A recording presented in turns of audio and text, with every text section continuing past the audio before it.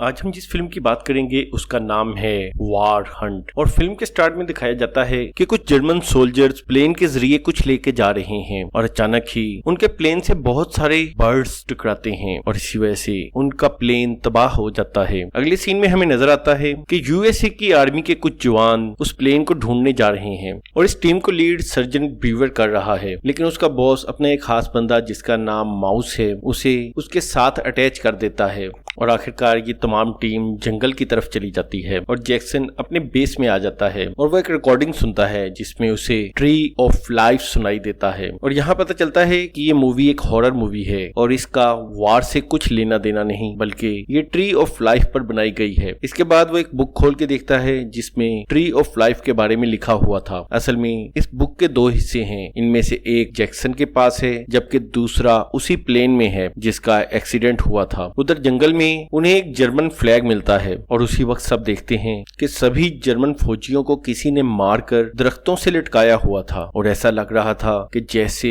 इनका तमाम खून निचोड़ लिया गया हो। और उसी वक्त अचानक कोई उन पर हमला कर देता है। असल में ये बचे हुए कुछ फौजी जर्मन थे और इस हमले में उनका एक फौजी मारा जाता है, लेकिन वो एक जर्मन फौजी को पकड़ लेने में कामयाब हो गए और वो उसे अपने साथ आगे के सफर पर ले जाते हैं। और वहीं पर माउस को एक गैजेट मिलता है और वो उसे अपने पास रख लेता है और आगे जाने से पहले वो पैरों पर निशान लगाई जाता है जिससे उसे रास्ता याद रखने में आसानी हो। और यही नजर आता है कि कोई साया उनका पीछा कर रहा है। आगे बढ़ते हुए उन्हें जंगल के दरमियान एक घर नजर आता है और उसे चेक करने के लिए दो सोल्जर्स आगे बढ़ते हैं और वो उस घर में एक लड़की को बाथ टब में देखते हैं और रोककर उस लड़की को पसंद करने लगता है। इसके बाद ये दोनों वापस आकर अपनी टीम को बताते हैं कि खतरे की कोई बात नहीं। इसके बाद टीम दोबारा आगे बढ़ना शुरू करती है, मगर हैरत की बात तो यही थी कि वो लोग उसी जगह वापस आ गए थे जहां से उन्होंने ये सफर शुरू किया था। ये देखकर सभी बहुत हैरान हो जाते हैं और वो वापस आकर देखते हैं कि उनके दफनाए हुए सोल्जर के साथ किसी ने छेड़छाड़ की है। इसके बाद माउस अपने बनाए हुए निशान को फॉलो करता हुआ आगे बढ़ता है और वो देखता है कि वहां से वो घर भी गायब है और अचानक ही वहां गोली चलने की आवाज सुनाई देती है, इसलिए सभी उस तरफ भागना शुरू करते हैं और वो देखते हैं कि रॉकर किसी को मारकर उनकी तरफ भागता हुआ आ रहा है। असल में रॉकर ने उस लड़की के करीब होने की कोशिश की, लेकिन इसी दौरान उसे पता चल गया कि वो लड़की नहीं बल्कि एक चुड़ैल है, इसलिए वो उसे गोली मारकर वहां से भाग आया। लेकिन टीम में वापस पहुंचकर वो झूठ बोल देता है कि मेरे पर जंगली सुअर ने अटैक किया था इसलिए मैंने उस पर गोली चलाई। इसके बाद वो उन्हें बताता है कि उसे वो प्लेन मिल गया है, जबकि असल में वो प्लेन उसी लड़की ने इसे दिखाया था। इसके बाद सारी टीम उस प्लेन के पास जाती है और वहां पर मॉस को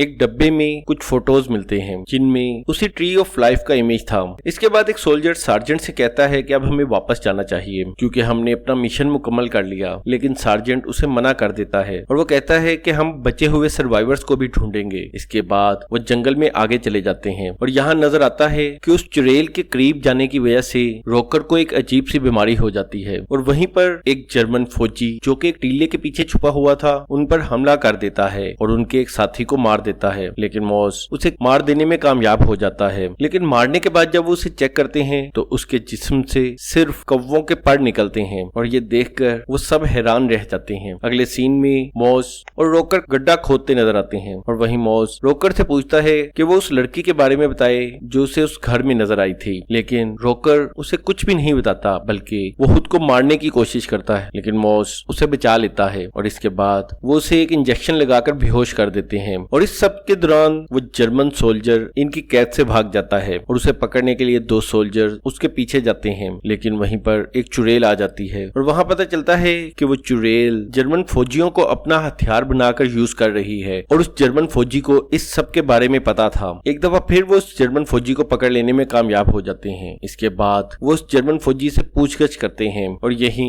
मॉस सार्जेंट से कहता है कि रॉकर की हालत बहुत खराब है, जिसके बाद रॉकर उन्हें बताता है कि उसने एक चुड़ैल के पास जाने की गलती की है और उसने उसे गोली मार दी है, जिस पर सार्जेंट उसे कहता है कि तुमने एक सिविलियन को मार दिया। लेकिन रॉकर का कहना था कि वो एक चुड़ैल थी, कोई सिविलियन नहीं जिसे मैंने मारा। अब यहाँ पर रात हो गई थी और डिनर करते हुए वो देखते हैं कि उनके टिन पैक से खाने की जगह कीड़े मकोड़े निकल रहे हैं। इस मौके पर ये लोग अपने चारों तरफ बम फिट कर देते हैं ताकि बम से टकराकर शायद उन्हें कोई जंगली जानवर खाने को मिल जाए। यहीं पर मॉस कॉल करके अपने बॉस को सारी बातें बताता है, लेकिन उसी वक्त सार्जेंट को कुछ हो जाता है और वो अजीब सा बिहेव करने लगता है और वो अपने ही एक फौजी को गोली मार देता है। इसके बाद वो सबको जबरदस्ती वहां पर बैठने के लिए कहता है और वो कहता है कि किसी को भी यहाँ से बाहर जाने की परमिशन नहीं है। लेकिन वो सोल्जर जिसे उसने गोली मारी थी वो वहां से भाग जाता है और जिस वक्त वो जंगल में भाग रहा था तो उसे वहां की चुड़ैलें पकड़ लेती हैं और उस पर जादू करके उसे सुअर बना देती हैं और वो वापस अपनी टीम की तरफ आता है और वापस आते हुए वो बॉम्ब से टकराता है और इस वजह से उसकी मौत हो जाती है। वो लोग उस सुअर को आग पर पकाने लगते हैं और उसका गोश्त खाने लगते हैं और जब सार्जेंट जबरदस्ती गोश्त का एक टुकड़ा उस जर्मन फौजी को खिलाता है तो वो इसे खाने से इनकार कर देता है और वो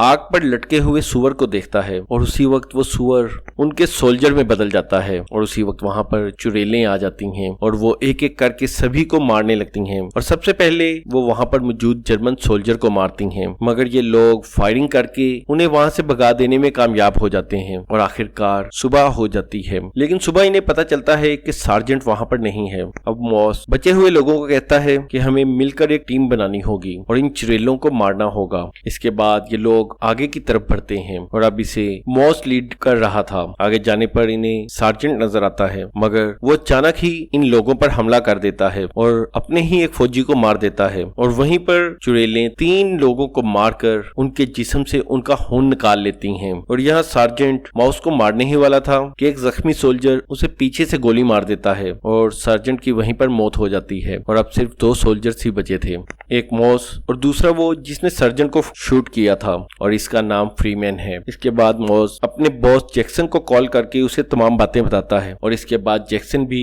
अपनी गन लेकर जंगल की तरफ आ जाता है। इसके बाद ये दोनों फौजी वापस उसी जगह आते हैं जहां उन्हें सबसे पहले वो घर नजर आया था, मगर अभी भी वो घर गायब था। वहीं पर मॉस उस गैजेट को निकाल कर सूरज की तरफ देखता है और उसी वक्त वहां चारों तरफ तेजी से हवाएं चलने लगती हैं और उसी वक्त उन्हें वो घर दोबारा नजर आने लगता है। इसके बाद ये दोनों उस घर के अंदर चले जाते हैं और वहीं उन्हें दूसरी बुक नजर आती है और जब मॉस उस बुक को पढ़ता है तो पता चलता है कि जो बुक उस प्लेन में थी वो गलत थी और उसमें दी हुई इंफॉर्मेशन भी गलत थी और असल में ये चुड़ैलें फौजियों के ब्लड को इकट्ठा करके उस ट्री को देती हैं जिसका नाम है ट्री ऑफ लाइफ और जब वो दरख्त काफी खून पी लेता है तो वो उन्हें खास किस्म के फ्लावर देता है और इस फ्लावर की वजह से ये लोग यानी चुड़ैलें हमेशा जिंदा रहती हैं और यही वजह थी कि वो चुड़ैलें जिस भी फौजी को मारती थीं उसका ब्लड निकाल लेती थीं। यहीं मॉस और फ्रीमैन के दरमियान किसी बात पर लड़ाई शुरू हो जाती है क्योंकि फ्रीमैन को लगता है कि मॉस की वजह से ही सबकी जान गई है और जब फ्रीमैन मॉस को मारने ही वाला था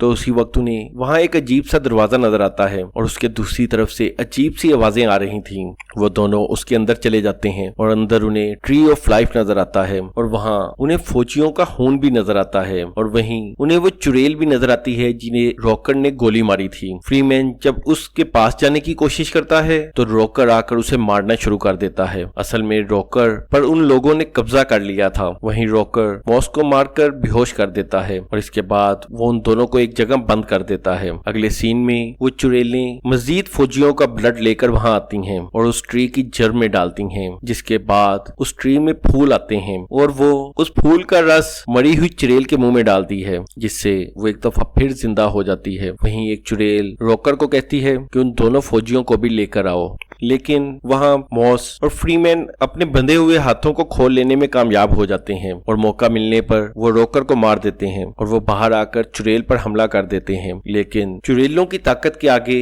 वो बेबस हो जाते हैं और चुड़ैलें उन्हें दोबारा कैद में डाल देती हैं और इसके बाद वो फ्रीमैन को मार देती हैं और जैसे ही वो मॉस को मारने वाली थी तो उसी वक्त उसका बॉस जैक्सन वहां पहुंच जाता है और वो उन पर गोलियां चलाने लगता है और अपनी जान को खतरे में देखकर वो सारी चुड़ैलें कौवे बांधकर हवा में उड़ जाती हैं। इसके बाद जैक्सन मॉस से पूछता है कि बाकी सब टीम कहाँ है, जिस पर मॉस उसे बताता है कि सभी मारे जा चुके हैं, जिस पर जैक्सन उसे तमाम दरख्त पर लगे हुए फूल उतारने का कहता है और इसके साथ ही वो दरख्त में आग लगा देता है। इसके बाद वो वहाँ से बाहर भागने लगते हैं, मगर बाहर जाते ही तमाम चुड़ैलें उन पर हमला कर देती हैं। लेकिन बाहर जाते हुए उन्हें वर्ल्ड वॉर 2 के जमाने का एक जहरीला बम मिलता है। वो दोनों उस जहरीले बम की गैस से बचने के लिए मास्क पहन लेते हैं। इसके बाद वो उस जहरीली गैस को हवा में छोड़ देते हैं और वहाँ चारों तरफ धुआं ही धुआं हो जाता है। इसके बाद मॉस और जैक्सन मिलकर उन चुड़ैलों से लड़ने की कोशिश करते हैं, लेकिन वो चुड़ैलें जैक्सन को मार देती हैं।